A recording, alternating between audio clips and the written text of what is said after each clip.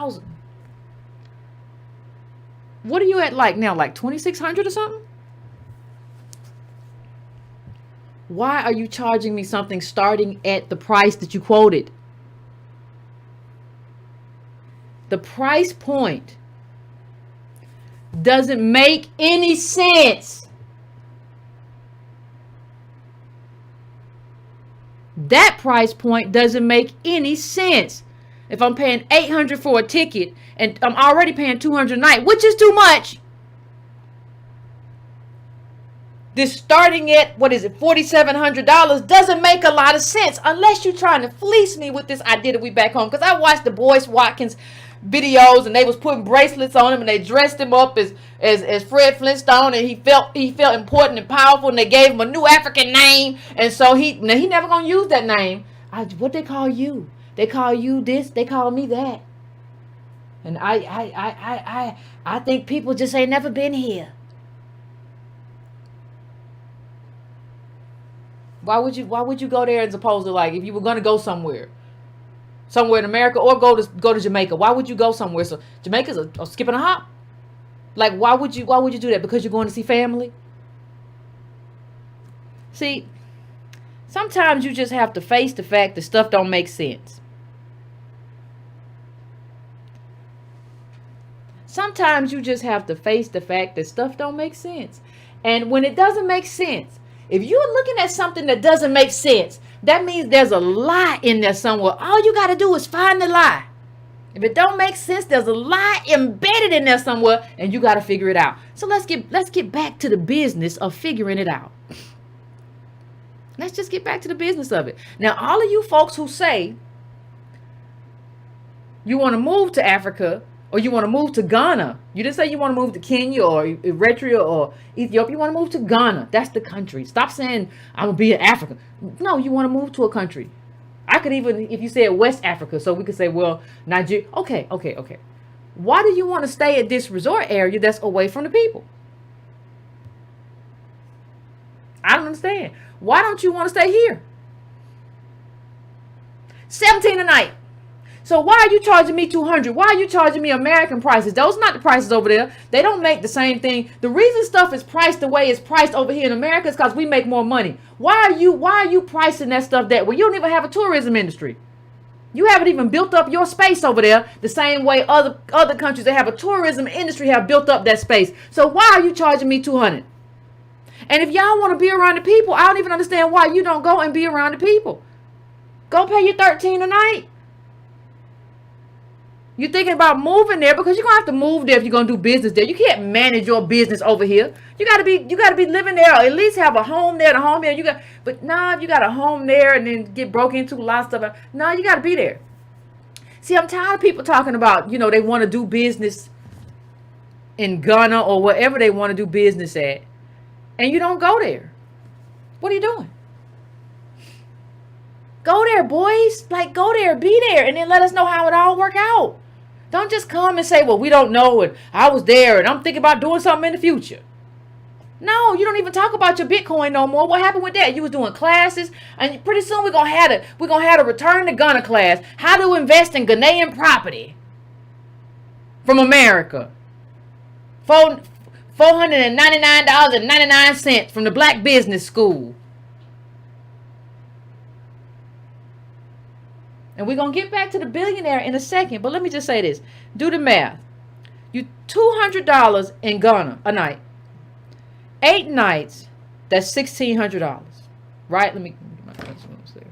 So the flight is $700.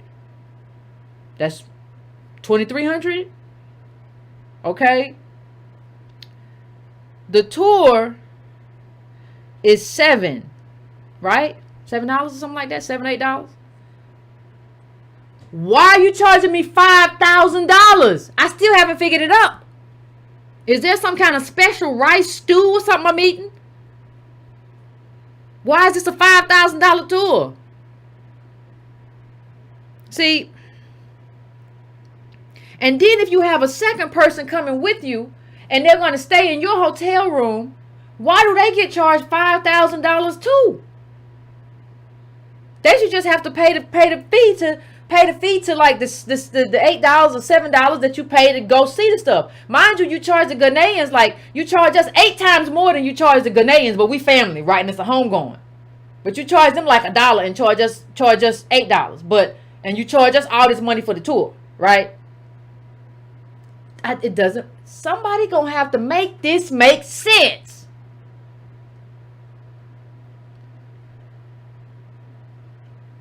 So you charging? You gonna charge $10,000 for 2 people? So 2 ADOS come over, that's gonna be $10,000. Why? Because you're gonna cry on me and tell me, and you put a bracelet on me and tell me we all good, and I'm supposed to cry in the slave castle. What are we doing? Don't make no sense to me. I'm in the chat. Can y'all make it make sense? I'm just trying to figure it out. You gonna charge me $10,000 for like a $3,200 trip to an underdeveloped country with no tourism booming business or infrastructure?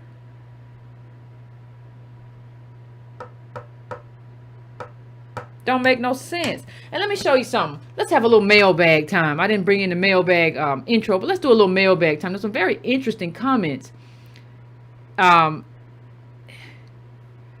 Very interesting comments and tweets about this. I just want to put a few of them up.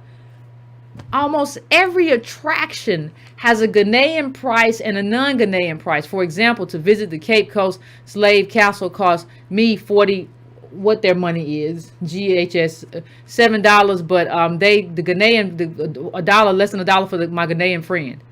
It really didn't bother me though. Everything was really inexpensive on both. But see, that's what people say, like it's inexpensive. But we family though, right? Why are we not paying the same thing? Another interesting comment. The black people in power there are mostly descended from the very same tribes that engaged in slave profiteering with whites that traded for us. They got umbrellas, mirrors, liquor, and candy for us, and now they want more. We should get free entry for what they did to our ancestors. They still have documentation of our tribal lineages, and that should also be provided for free before we engage in any so-called business with them. Another comment really quickly. I echo all you said and add to this. 1, do not drink the municipal water. Anybody who is not Ghanaian, be it Nigerian, American, or European, will get overcharged. Ghanaian prices are for Ghanaians. I know because I married one and he has to go alone to do transactions without me. If it hasn't happened to you without me there, she's saying there. If it hasn't happened to you yet, they give ADOS the name Ibroni, which means white person, which goes to show that as homogenous as they are, it makes ADOS look like white folk. I don't see it, but they can tell we are not from there due to our complexion. We must need to We must need to bake in the sun for they being funny. But back to the Ibroni thing. Here's what they call. That's what she's talking about. Oberoni is not a direct translation of white. For most Ghanaians, an Oberoni refers to any person with lighter skin or straighter hair than a dark-skinned Ghanaian, Asian, Middle Eastern, and African American people are classified as Oberoni. Americans of Ghanaian descent are still considered Oberoni because they come from abroad. Oberoni are considered an amusing sight, especially in rural areas where children might follow a foreigner around chanting the word. That's nice. But it's home, right?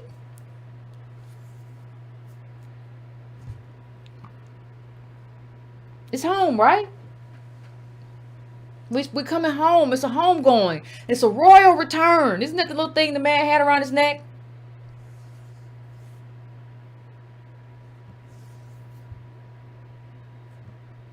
Didn't he? So a package of 1,600, a flight of 700, 3,200. I'm still trying to figure out how this is 5,000.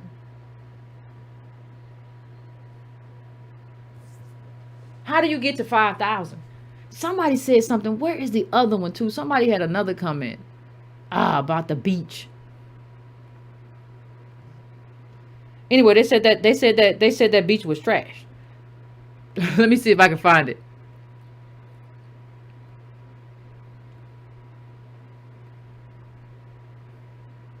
Yes, it is all about, this is another comment, this isn't me. Yes, it is all about tourism and the US dollar. I spent almost 2 weeks in Ghana this year. I visited a few sites, including the Cape Coast Slave Castle.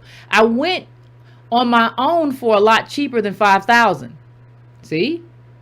You can find a round trip tickets from 700 to 1,200, which we did. The flights can be long because you will most likely have to transfer somewhere in Europe. You can find hotel rooms for as little as $40 a night, and you can rent a taxi and drive for a whole day for about $65. And a driver for a whole day for about $65. While the local Ghanaian is very friendly and welcoming, be aware that the government has embraced capitalism and the ills that it brings. I travel extensively on my own dime throughout the world.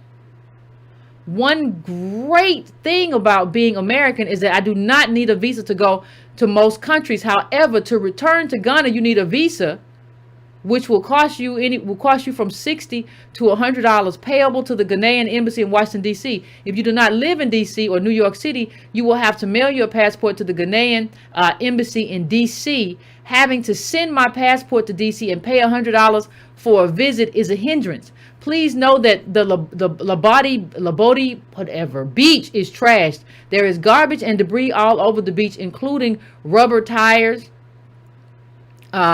Yes, half buried rubber tires in the sand. It is not artwork. It is garbage. People dump their garbage on the shores.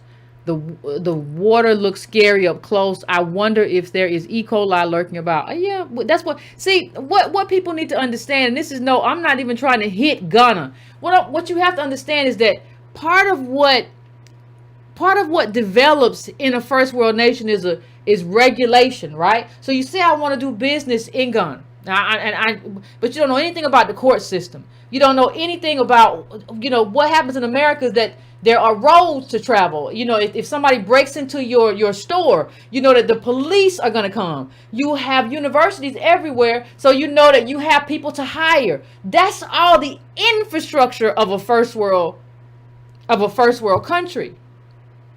You don't have any of that there, and you don't have any knowledge because you haven't been. It's not like you went to school there, or you were there and you visited there a lot. You don't know. You just go in there and going off what somebody told you. So let me go back to the somebody.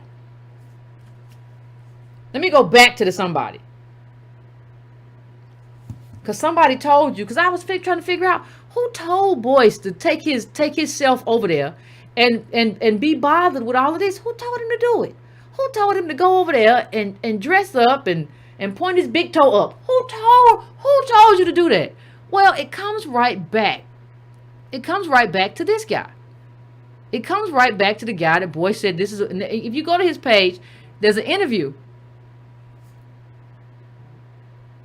Go watch the interview. Because Boyce is very, very, very, very deferential, and he tells him, like, you're a mogul.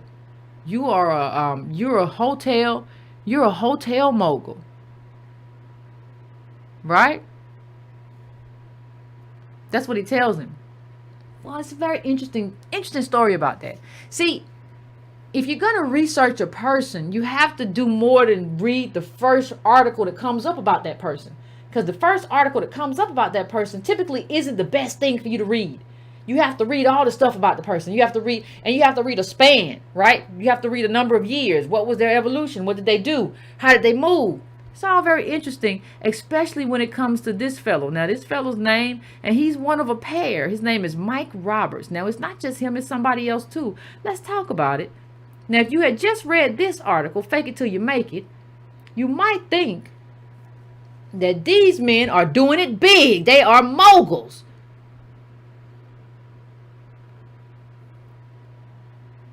They are moguls, right? Now, why would you think that?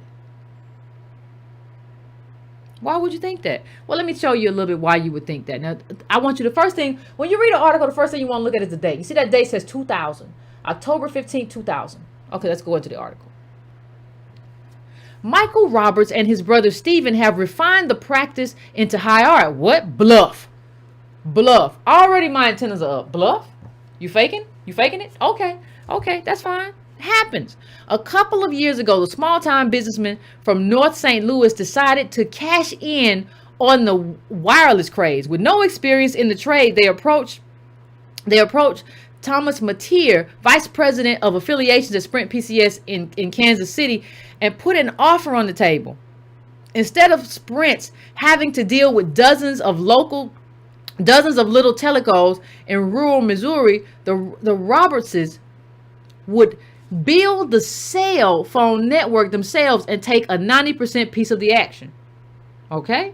That's the deal they set up. You already thinking, right? They doing it. They hoteliers, like somebody said in the chat. They hoteliers, they're doing it. They're doing it. In 2000, looked like they were. Let's keep going. They pay for the entire project themselves. $74 million in total, including $34 million for transmission equipment, $7 million for retail outlets, and $13 million for the licenses and equipment in 2 small urban markets Sprint owned. So understand what they're doing. Understand what they're doing. They're saying that, like, we got it. We got this for you. We got this for you. We're going to hook you up. Look, Sprint, we doing it. And if you have read this article way back then, you would have said, these black men are doing it. They are doing it. Look at them go. Go, black man, go. Got to read more than one article, boys, to figure out what's going on. But we're gonna continue with this one just so we understand. Just so we understand. Because there's a lot to understand. There's a lot that we have to understand. So let's go to this next one, fam. Let's go to this next one. And I kind of think, when I look at these articles, honestly, I think, when you feeling yourself, you say stuff that you shouldn't say. And I feel like whoever wrote this Forbes article just kind of set them up. Like, you said a whole lot of stuff to kind of let people, just suggest it to the rest of the white capitalists that you're going to be doing business with. Like, these guys are kind of a joke. They just lie. Why would you tell that? Why would you, even if you were faking it till you make it, why would you tell this Forbes reporter that, right? Why would you admit that you're just kind of lying and you don't really have no money or whatever, and you got the loan and you're scrambling around? That's fine if you have to do it that way, but why would you admit that? Because that just sends the message to everybody you're gonna have to do business with. Oh, these dudes are they wild. So let's just go to the next quote. Just one problem about having the money. He was gonna have the money and do all this stuff for Sprint, right? That's what the Robertsons were gonna do. This is Boyce's guy. That's the guy you saw say, well, we should go to Ghana. He really didn't have that kind of dough. Notice how the article's even written dough. He really didn't have that kind of dough. It's kind of mocking. Mike approached Nortel Networks, which was providing equipment for the Sprint franchise, and hit it up for a loan. Even the language, he hit it up for a loan. Nortel agreed to match the $18 million in equity that they had from past deals. Hardly enough. So Mike took his offer to a competitor. I told Lucen, how would you like to have Missouri and take it from Nortel, he recalls. Lucen agreed to a $56 million loan to Roberts Wireless Communication with an interest rate of 4.5% above LIBOR and took the company as collateral. We grab at a chance and then figure out how we're going to do it and how we're going to pay for it, Mike laughs. Fake it till you make it. Now understand, let's make sure we're clear. That's Mr. Fake It Till You Make It. That's this guy right here, just so we don't get confused, who Boyce is talking about. Who Boyce is calling a billionaire. That's Mr. Fake It Till You Make It. And they did. In 10 months, they built a wireless system with 12,000 clients in an area with 1.5 million potential customers. But instead of staying in the business, they flipped it to Alamosa Holdings, a Sprint affiliate, for $400 million in cash and stock, which included $56 million in assumed debt. So you look at this article like, yes, they got $300 million and something in cash. They doing it. The brothers is doing it. That's what you think. In 2000, yes, that's what you think. Let's keep going. Let's get through it. Here's him talking again. The Robert says that here goes Mike. I learned to come across as if I were succeeding. Mike says, no one really wants to be in the presence of someone who is broke or looks broke. Pay attention. His life in business and acting. Notice how the writer is throwing shade all the way through this. Notice that. His life in business and acting started after he graduated from St. Louis University's law school. Mike passed himself off as a consultant and began advising corporations on how to avoid discrimination and sexual harassment suits. My lawyer friend put me in a Lincoln Continental and let me wear his seersucker suits to meetings, he says.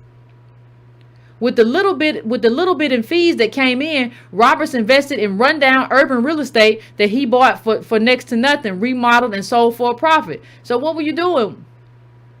Were you gentrifying? But how do I know that anything about your gunner idea is real? Because you said you just be fraud and you just be faking it till you make it. I fraud and I do a little fraud. You know, I make people believe I'm something I'm not. I said I was a consultant and I really wasn't. I just went in there. I was trying to get the money. So this is where you and Boyce are the same. Y'all all just trying to get the money. Right? So that's what you said. I just be, I kind of pretend. I do my thing. I get to the money. I get to the bag. I gotta find a way to get to the bag. He was trafficking. He's light-skinned, right? I can say that as a light-skinned person. He's light-skinned. He was trafficking off looking like, like Thurgood Marshall or somebody in a seersucker suit on boule. And back then we had strong programs to try to give stuff and opportunities to black people. But a certain kind of black person. If he came off, if you was a Negro, if you was a light-skinned Negro in a seersucker suit, that's what you were trying to come off as. Or what's the other very light-skinned congressman? Somebody tell me. Oh, I was reading about him today. You remember? What was his name? He was a really light-skinned congressman. Gosh, come on, Chad. What was his name? It's gonna bother me. No, not Butterfield. Adam Clayton Powell. Adam Clayton Powell. Thank you, KNGR. Adam Clayton Powell. That's who he was trying to mimic. Adam Clayton Powell. You would think Adam Clayton Powell was Italian or something. He didn't even, he best dressed, slick back hair, but it wasn't even. It was straight. It was, he could flick it like fluh. That's what he was trying to mimic. He was trying, because that was the look. That was the boule look. Adam Clayton Powell sailed the Mediterranean after graduation of college or something. That's boule. Now he did a lot of good stuff. I'm not saying nothing bad about him, but I'm saying that this was the look that this man right here, who Boyce is calling a billionaire, was trying to mimic, this hotelier. Okay, let's keep it going though. Light skin looking like civil rights. Yes, that's what he was going for. And at the end, they talk about what the company was. Today, their enterprises, collectively called Roberts Cost, gross $30 million a year. 90% of their 200 employees are black and Hispanics. The Robertses are worth at least $300 million. That's what the Forbes was saying in 2000. Oh, look at them go! But hold on. They didn't keep going in that trajectory to reach billionaire status. Some stuff fell apart. The Roberts brothers agreed to $35.9 million judgment. This was in 2012. Pay attention to dates always, fam. Always pay attention to dates. Right? Always pay attention. And we're going to go through a few quotes, but just put up a couple of headlines. Roberts Hotel in Dallas sold in bankruptcy for $3.5 million. Now these are the brothers. Understand that this one right here, the one on the right that you see with all the bankruptcies and different things going on, is the one right here with the return to Ghana outfit on that Boyce is calling a billionaire. Well, something funny happened on the way to the bank. Oh, let me make this a little bit. Well, I don't have to. The Roberts brothers brought an end to their legal wrangling with Bank of America on Monday. Now they just owe 35.9 million. Michael and Steve Roberts entered a consent judgment in federal court in St. Louis with the big lender over unpaid loans on 6 hotels they own. The two sides had reached a settlement in July with an agreement that the Robertses would sell the hotels to pay back their debt. But the sale never happened. Earlier this month, the bank asked the judge to enforce the terms of the agreement. Monday, both sides agreed to a consent judgment. Well, what happened? The Robertses have seen their real estate empire come apart over the course of the last year, and hotels located in Dallas, Tampa, Atlanta, Houston, Shreveport, Louisiana, and South Carolina were all placed under bankruptcy protection after Bank of America filed suit in April. The Robertses have reached a deal to sell their Spartanburg property. According to the bankruptcy court filings, no price was available. The rest are still on the market. It is unlikely, industry experts say, that they would fetch enough to pay down the full $36 million. But the Roberts could negotiate a lower sum with Bank of America, and they do have other resources. And that was, what was that date? That was 2012. This was also 2012, another bankruptcy for the Roberts brothers, right? In an interview with the Post-Dispatch Monday, the Roberts brothers said they're turning to Chapter 11 as a means to stave off foreclosure proceedings. Bank of America filed suit in federal court on April 3rd, alleging that the brothers, that was the part we just talked about, owed $34 million, 6 hotels, blah, blah, blah. Yeah, yeah. Let's keep going. It's an interesting story. The Roberts brothers, both former St. Louis aldermen, own a wide range of businesses, including 11 hotels, 4 TV stations, and multiple real estate properties across the country, including the Roberts Mayfair Hotel and the Roberts Orpheum Theater in downtown St. Louis. Their broadcasting company, also in bankruptcy, and some real estate holdings in St. Louis are struggling. Hold on. Let's keep going for a second, and we're going to get out of here. Michael and Stephen Roberts called the bankruptcy filing a strategic decision. The court-supervised process would give them a chance to reduce debt and more time to find new capital. Find new capital. Why would a billionaire need to find new capital?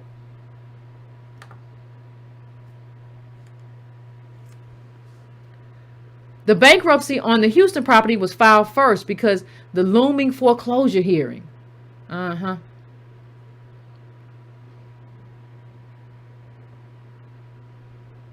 See, let me tell you what's happening. These guys are running because what happened is now your name is mud. Like Bank of America and had to chase you for this money, so now your name is mud. So you got to go do something else. It's good to go somewhere else that's unregulated. I don't even know what happened. I don't know that it's your fault or whatever you did. I don't know. I'm just saying, like, this stuff you did here didn't work out. You're not a billionaire. I don't know what Boyce is talking. You're not a billionaire. You're looking for capital. Billionaires don't run around looking for capital. Okay, the hotel business but here's how it all fell apart. The hotel business got behind, they said, when the soft economy cut bookings at most of the hotels, but the brothers had continued to make interest payments on the loans, only interest, they said. They did not, however, pay property tax on some hotels in recent years while waiting for results to improve, which technically put the loans in default.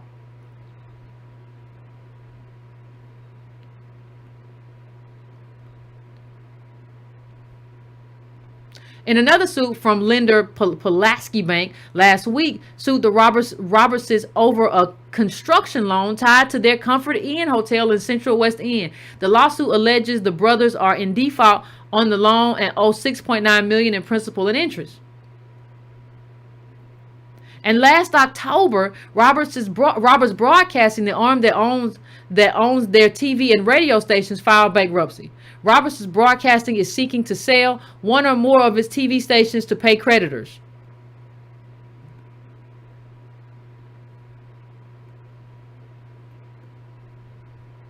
Michael Roberts says Michael Roberts says the recession hurt the hotel business, conventions declined, and a drop in advertising hurt TV ad sales. Their real estate holdings, in some cases, have fared.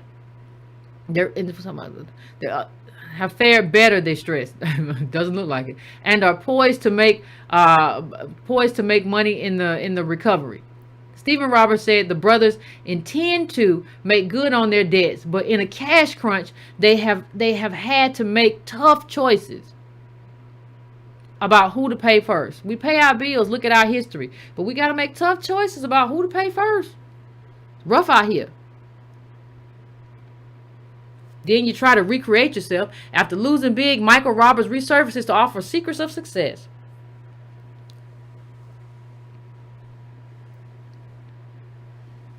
In 2016, Bank of America still couldn't collect. Let me see if I have it.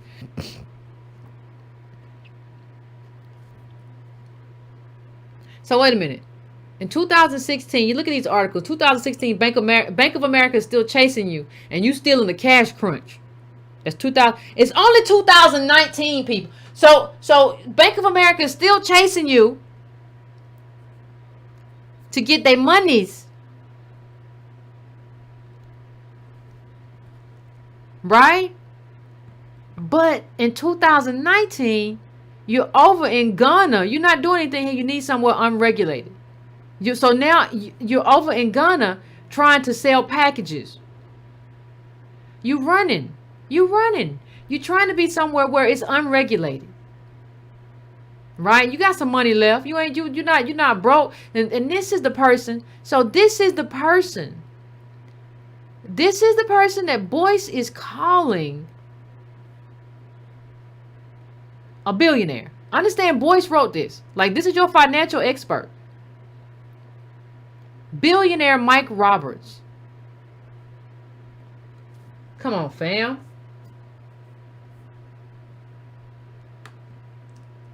Come on now.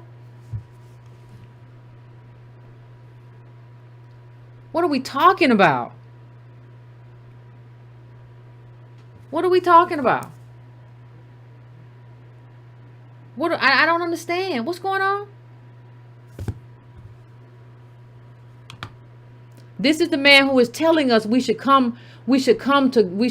invest in Ghana, and they got these wonderful hotels, and Boyce was going by the Labadi Hotel or whatever and talking about how wonderful it is. Except here's a picture of the beach.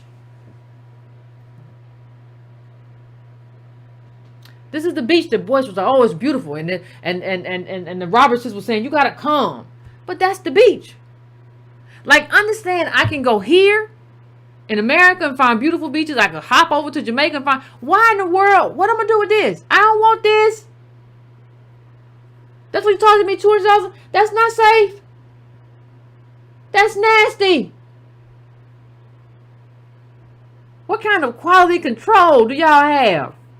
Let me bring this up a little bit. Then this says the bad and the good of Labadi, whatever, beach. Look at that.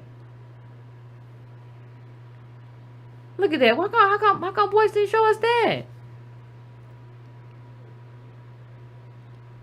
Huh?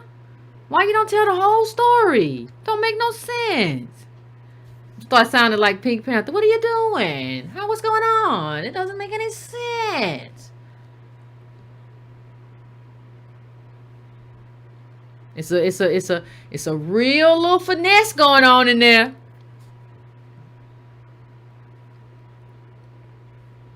It's a real, like, understand something. The people that Boyce just called, the man that Boyce just called a billionaire, still owe, like, the brothers, because it's two of them. Like, the bank alleges Roberts brothers still owe $24 million from bad hotel loans. But you just call these people, like, they got all these bad loans still outstanding. Boyce just called him a billionaire. Like, how do we trust them and how do we trust Boyce? I don't think people even realize how Boyce is always all over the place. From flashcards to Bitcoin to this class. He's always all over the place. This is scattered scavengerism to get us over there and get us involved in this kind of madness.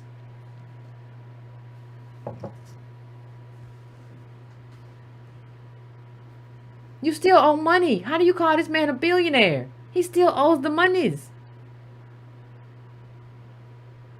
This is the one part of the, this is his brother, but it's both of them. They had the business together. Robert's brother still owed $24 million. And you're like, this guy, he's a billionaire. He's, and I'm we're going to talk about what we're going to do business over here. Just be lost. Here's what's going to happen though. You know how they're going to pay Bank of America off? The Robertson brothers, they're going to pay Bank of America off. They gotta live here. They're not going to live in Ghana. They're going to pay them off with your package money.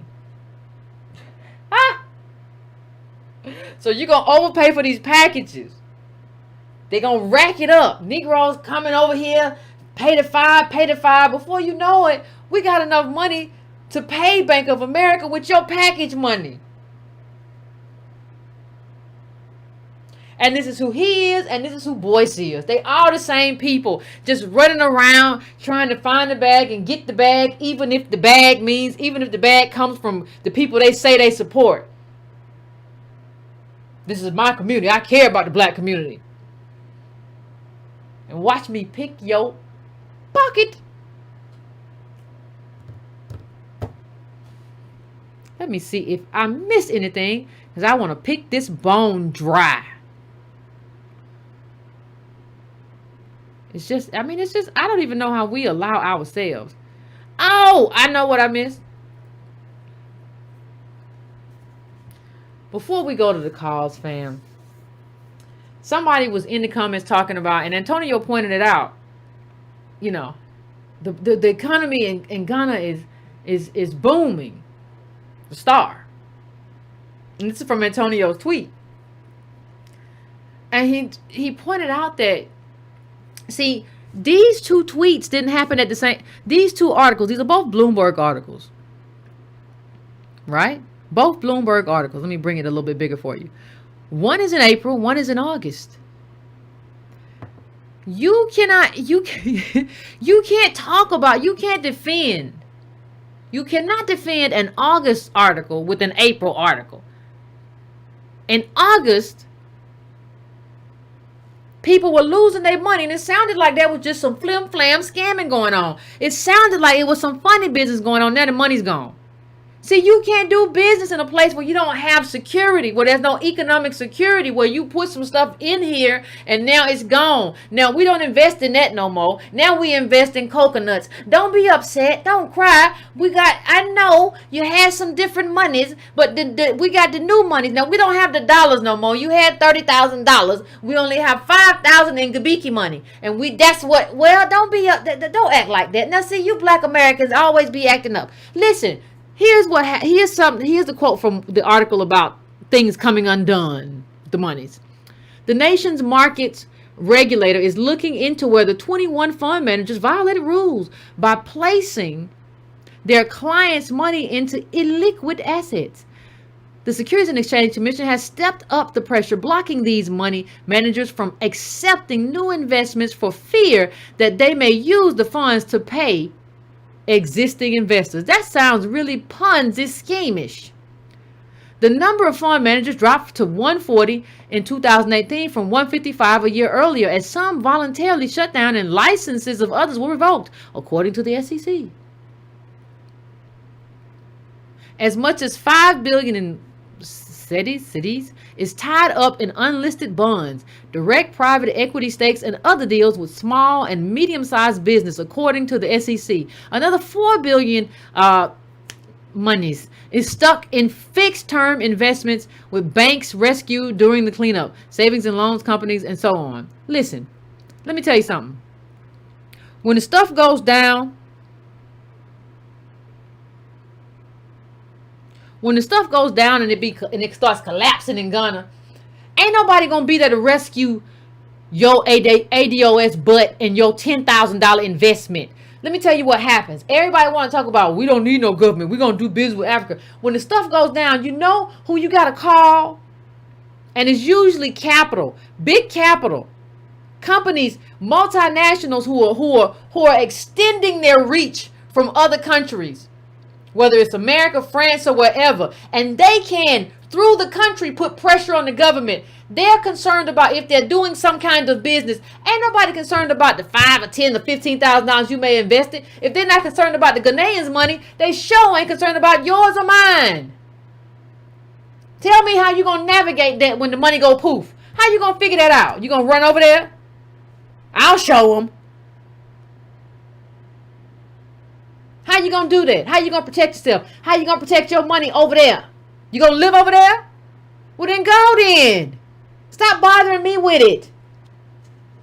Boyce should have took all of his stuff over there and just lived over there, managed his investment, and let us know how it worked out. Show us his Ghanaian portfolio. Don't come back and say, y'all just don't understand. No, stay there and manage your investment. Live there. Since we don't know, right? Live there with your billionaire friend. Is he there too? Since we all wrong about it, and it's wonderful, go be there. Stick it out. Let me know how everything turns out. What you gonna do? How you gonna do it? How the beach gonna be? Okay? Because I think you never moving there. I think you're looking for a place. I think you're doing the same thing old boy is doing. You're looking for a way to find a way to be a part of the people who collect the money for the packages, or invest in the companies that collect the money for the packages. Which means you would be investing in fleecing ADOS as opposed to investing in building something and doing real investments. But like when it goes bad, don't call. I don't want to hear from you when they took the land back and I don't know what to do and I can't find a Ghanaian attorney and they don't want to be bothered with me and I can't fly over there. I got stuff to do over here. I got a business school class. Don't give me none of that. I don't want to hear none of that. Go handle your business. Buck up.